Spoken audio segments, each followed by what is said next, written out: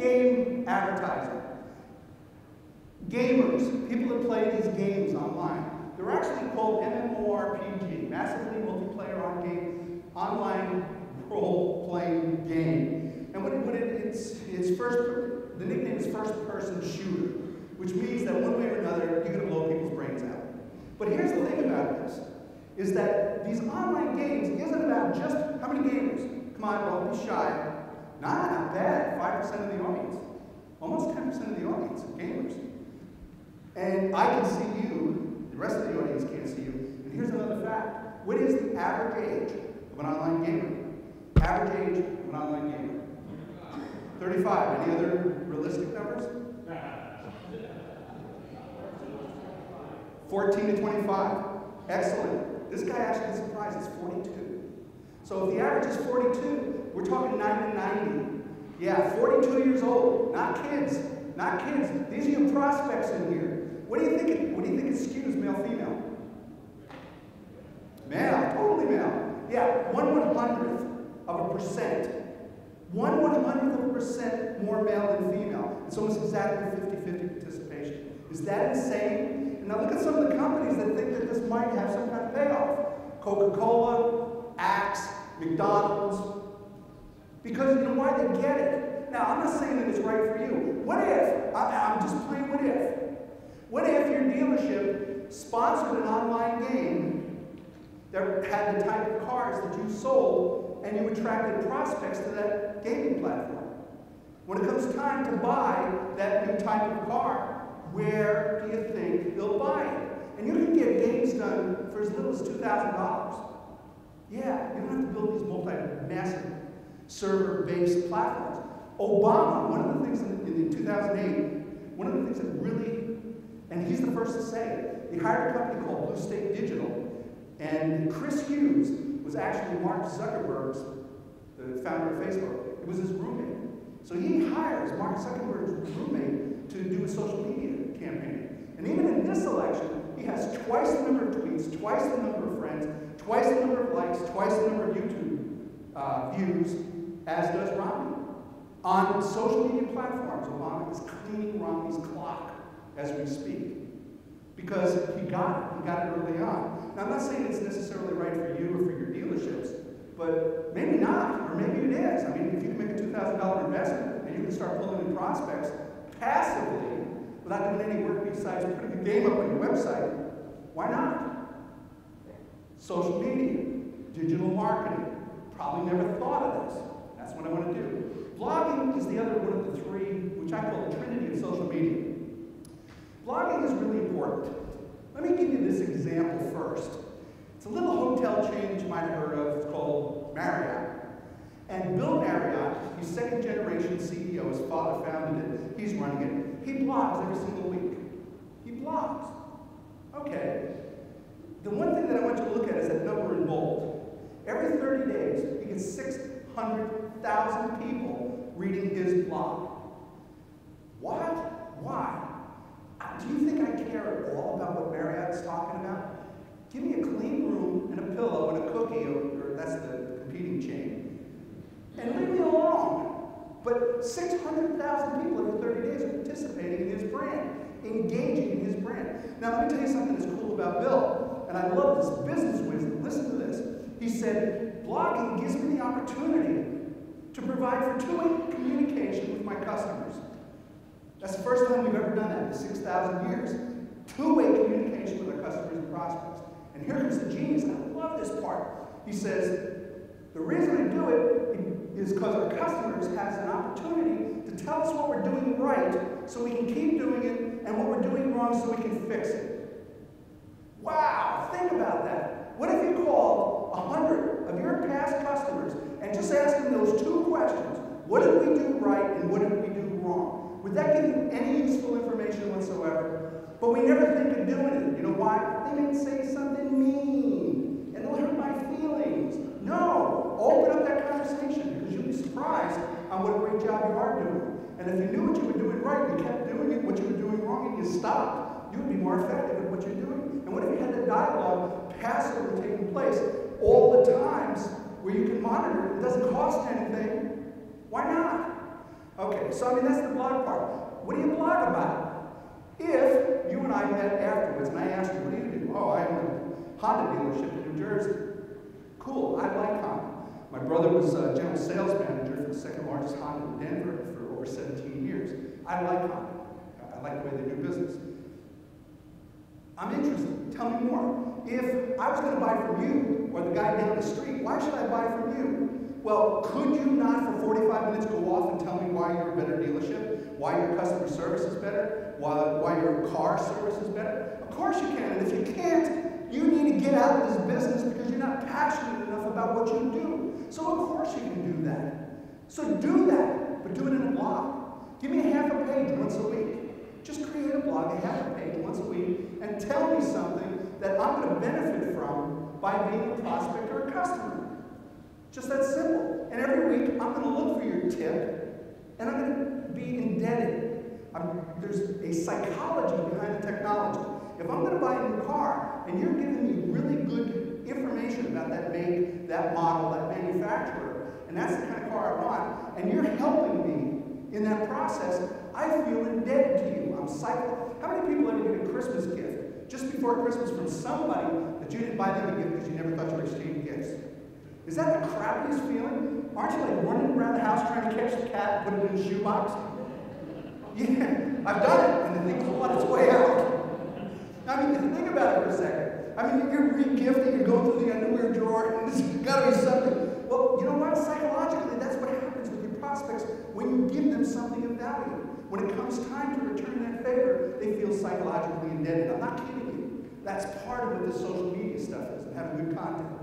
Making sense? You doing all right? Should I keep going? Okay, cool. Good, because I like this stuff. All right. Last part about this is Bill Marriott is in his 70s, and he's never turned a computer on in his life. Did you hear that? That was called pause for effect. He's in his 70s, never turned a computer on. So how does he blog? He records it into a digital recorder about the size of my clicker, hands it to his administrative assistant. They put it into the blog. The rest is history. So if you're thinking of excuses why you can't do it, you ain't going to fly with me. Because if Bill can do it, he's never turned a computer on. You guys can give me half a page once a week. Now, there's more to it than that.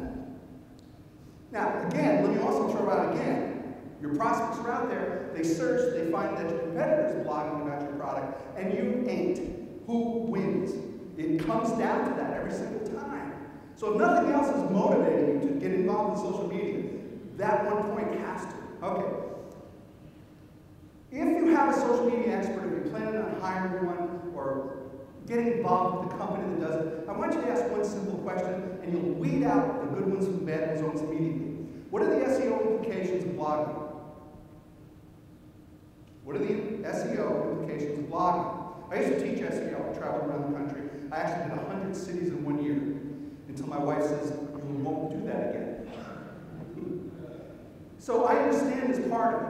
The SEO implications is this. Poke it. It's your turn. We had to poke you. Poke it. Yeah, throw a shoe. Okay. Here's the deal. The more content you have out on the internet, and blogging is an awesome way to create content. You can't create new web pages once, twice a week. It doesn't make any sense. Your content is kind of finite. The more content you have out there with industry keywords, the higher you're going to be driven up on the search engines. Just that simple. The higher you're going to be driven for those keywords. So if you're in Teaneck, New Jersey, and you sell Hondas, and somebody types in Teaneck Honda, and you have 50 or 60 pages that has those 2 words in it, and your competition doesn't, you're the only one that comes up. And your web page will come up higher. So by creating a blog, you get pushed higher and higher and higher in the search engines for your web pages. It's just that simple. The other thing is that I didn't actually believe it, but search engines, this is true, search engines give preferential treatments to blogs. Now, nothing on the internet has preferential treatment from a search engine. If there was anything preferential, then that search engine would be biased and nobody would use it anymore. But blogs, everybody agrees, should get preferential treatment, should get pushed higher than an HTML web page. Think about it. What has more recent, fresh content? A blog that somebody wrote on Friday, or your homepage that hasn't been changed since 2008. So just simply by blogging, is going to drive your homepage. It's going to drive all of your web pages higher and higher on the search engines. See? That's why I was saying the 3 things: blogging, microblogging, social networks. Give me those 3 things, and you got it knocked. As long as you got a strategy, you can do it right. Okay. Cyber surveillance. People are talking about you behind your back. It's not the schizophrenia. Your meds have got that under control. Just because you think people are talking about you doesn't mean that they're not. They are. Customers, happy customers, moderate customers, tipped off customers. Do you know all of the conversations that have taken place about your dealership in the last 24 hours? Are you monitoring it? Are you brand monitoring? Are you reputation monitoring? If you're not, you're in trouble. You know, right there in the front. Give her a quote. You know, right? Important, critical, very, she says. And then she's not a plant we've never met before. These conversations are going to take place. Now, with my book, I get anywhere from 15 to 20 a day. Blogs, reviews, comments, something going on somewhere on the internet. If they're positive, thank goodness they've been positive. When they're positive, I get to go out and I'm the first comment on the blog. Now imagine, some person starts a blog, has a small following, but maybe they're an influencer. They write a blog about reviewing my book, and the very first person who comments on the blog is the author of that book, congratulating them on doing a really good review and having a great blog. What do you think that does to that person's psyche? They freak the heck out. And they're going to write more good stuff about me because I listened to them. There was a woman that tweeted, I got the social media Bible, I just bought it, can't wait to crack it open. I'm sitting in the passenger side of my car, my husband is driving us to the Sequoia National Forest. I tweet out almost immediately, thank you, let me know what you think of my book. And then I could see that the keys were like, none of it made sense, like it fell on the floor, she slipped out of the window of the car, and then she was like, oh my God, I can't believe it, you just talked to me in my car, and I'm reading your book. She's going to write a good review about the book. That's what we're talking about, is having this two-way communication. If it's positive, you can promote it. If it's negative, you get the chance to diffuse it before anybody hears it. Does that make sense? You don't need a marketing and media company. Now, how do you do it? Set Google Alerts, 100% free. If you don't know what Google Alerts are, Google Alerts, or ask her in the second row. Google Alerts. It's free. So I type in quote, Safko, close quote, social media Bible, close quote, fusion marketing Bible, close quote. Those, by the way, would be absolutely useless to you guys. But for me, anytime anybody on earth does a blog, a web page, anything that hits the internet, I know within 30 minutes. And I have an active link to that website. Does that give you any value? Yeah. What if I told you that if all you have to do is download TweetDeck, and anytime someone sent out a tweet that included your dealership, your name, your CEO, anything, that you got a copy of it at the same time the recipient got a copy of it. That had any value? You better believe it, because you can get to know instantly, and it's 100% free. Now, I didn't say this, but what if you did the same thing for your competition? Again, pausing for effect. What if you put your competition's dealership name in there, and their employees, and their officers, and you were able to monitor 24 hours a day, 100% of the cyber conversation that's taking place about your competition? Give you any value? Oh my gosh, 100% free. CSP Desktop and TweetDeck for Twitter, Google Alerts, and social mention, 100% free.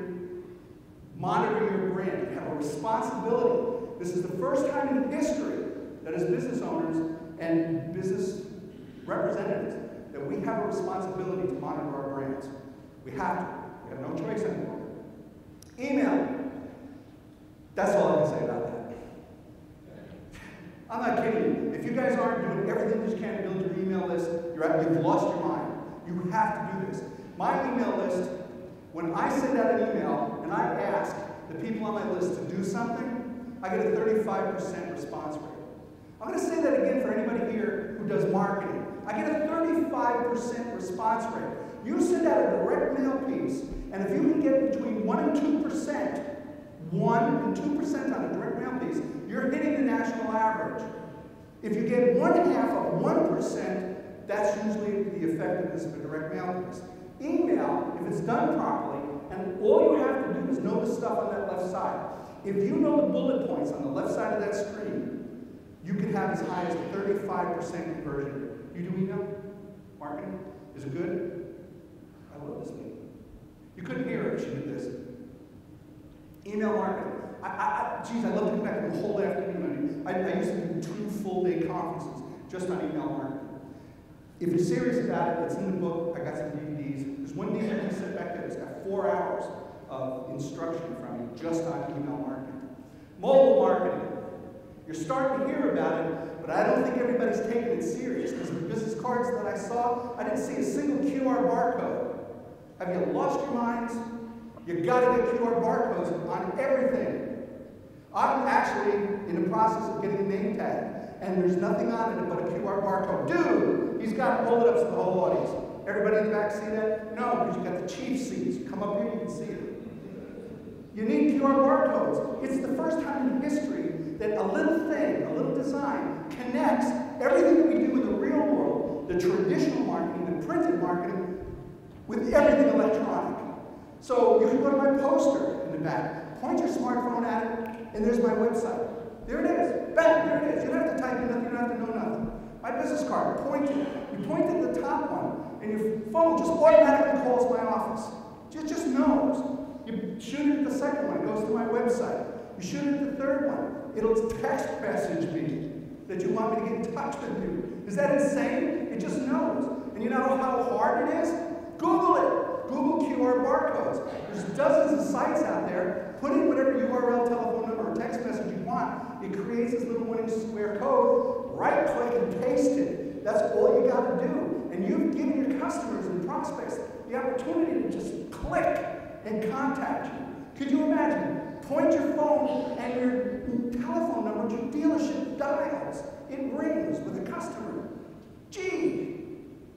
It's the fastest growing single part of marketing on earth right now. Mobile marketing in 3 years, you won't recognize marketing. Trust me, mobile is growing leaps and bounds.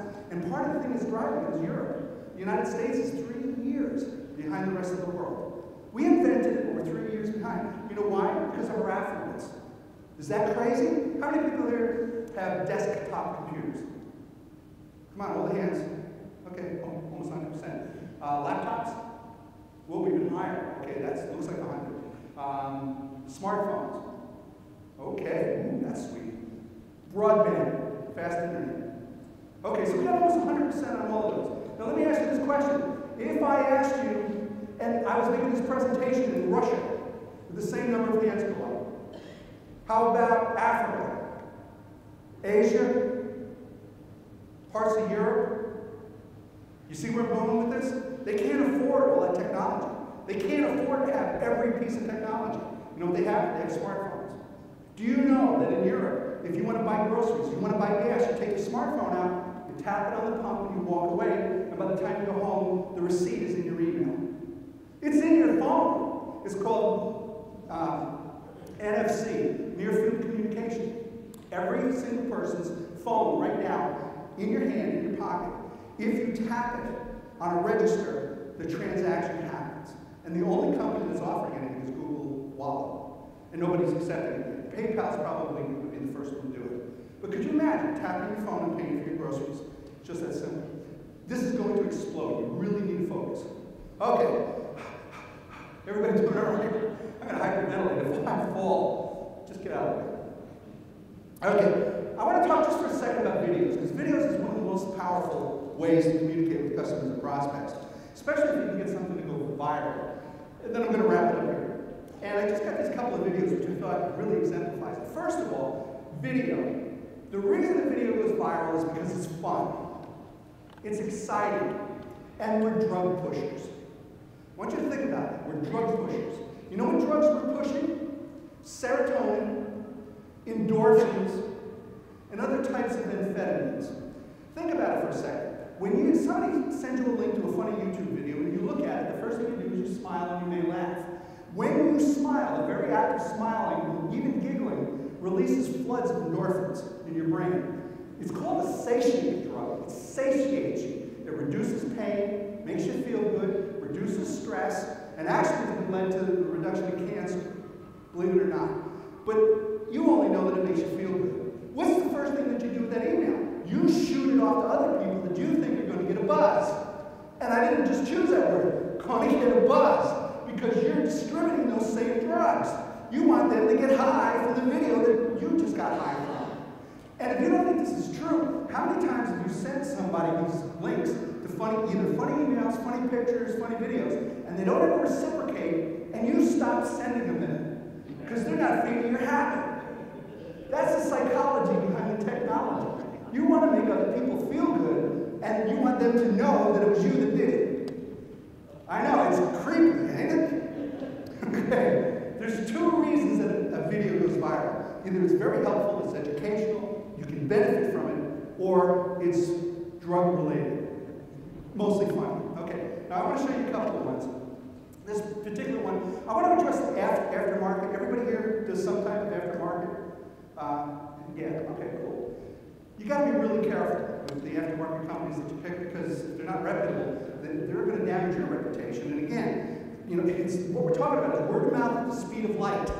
So in the old days, you know the old thing, a happy customer will tell 5 to 7 people, an unhappy customer will tell 15 to 17. Those are actual statistics up until social media. An unhappy customer will not tell 15, they'll tell 15,000.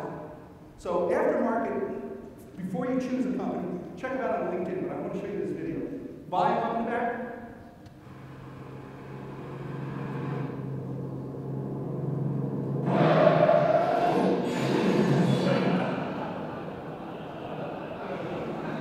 Surprising what's hidden inside some SUVs. Okay, now, that might be an extreme. Okay, let's try a different one. We got one other video here. Oh, okay, yeah, used cars. Used cars can make or break you. I mean, you know as well as I do that if you don't have good inventory of used cars, it's hard. It's hard to run the dealership. You know it's important, because if you're not selling new ones, you're not getting inventory of old ones, and you got to go out to the auction, and you don't know what. Well, you do know what you're getting. It's usually not that good. And here's one that did come in off auction. What is it? Manheim, it's called.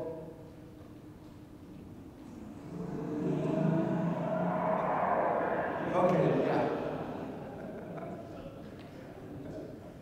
Okay, not a good ROI on that. Okay, here's another one that came in from Honda. Honda is really concerned about surface coat protection, especially, you know, the way red oxidizes and all the different road hazards. If you're from the northern states, you're going to get a lot of salt damage to the car. So they're really focusing on new ways to kind of cut down corrosion. And I thought it was kind of interesting. This is Honda's new system.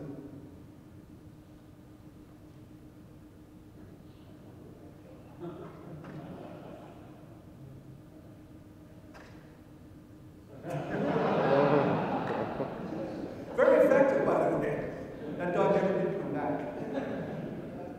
Okay, now, not to be outdone, I mean, Honda is a Japanese company, so of course, Ford in Europe actually had to do something to kind of compete. So they kind of came up with their own system here for protecting the paint.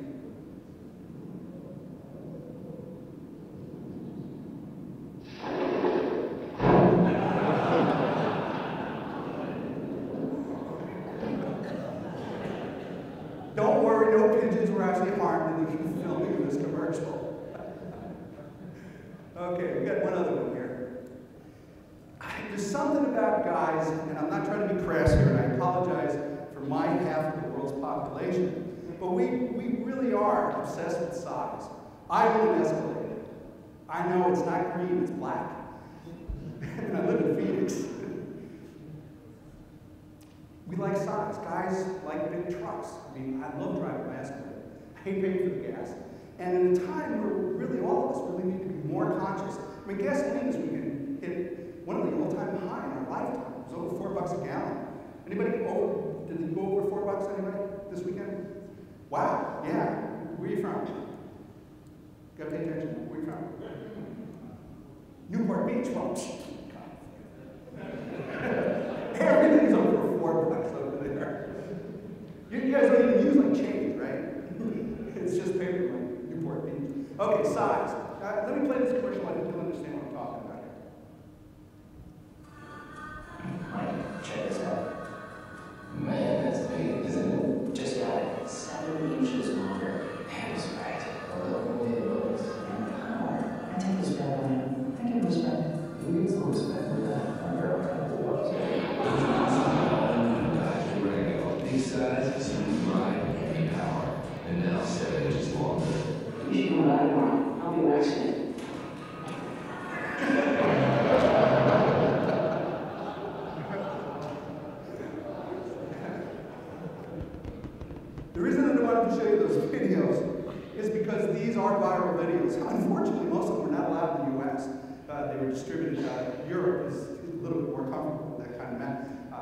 that. But they went viral. And the reason they go viral is because they're funny. As a matter of fact, if you want copies of those videos, I'm happy to send you those videos.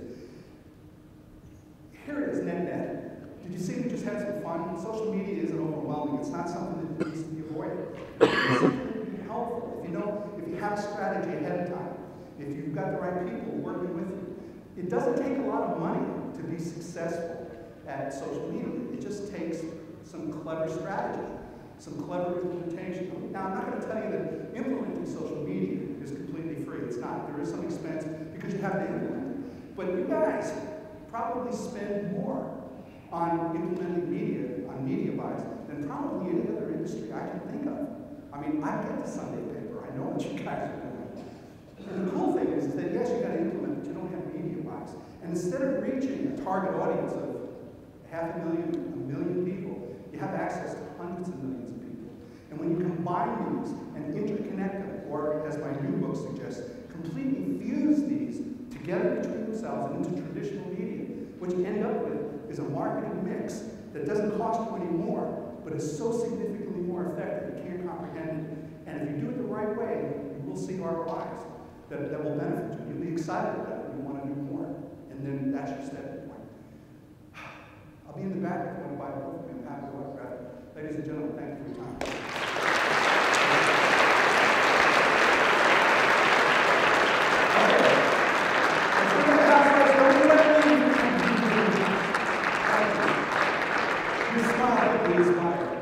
We're going to do something here.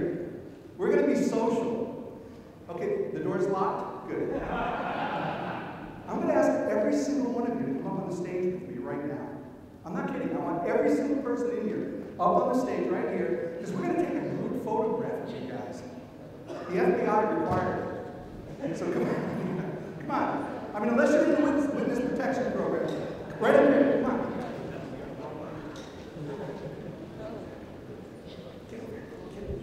Here, Pat. Right here. That was advised. There's all the hundreds. Yeah, pretty much, yeah.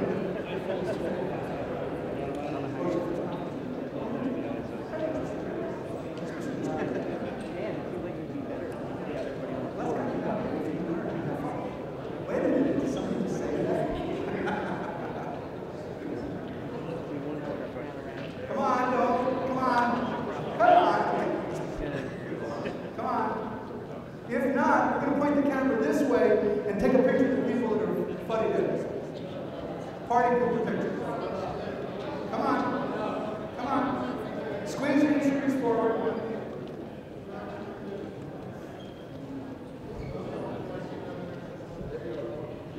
Yeah, you want to get some in the front? Yeah, you want to go down the front? Here, loose ends, come on down. Yeah, we need all the tall people down here. You're too tall, you're blind. Okay.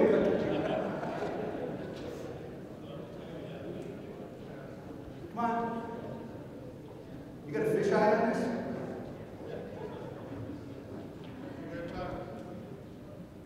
White end?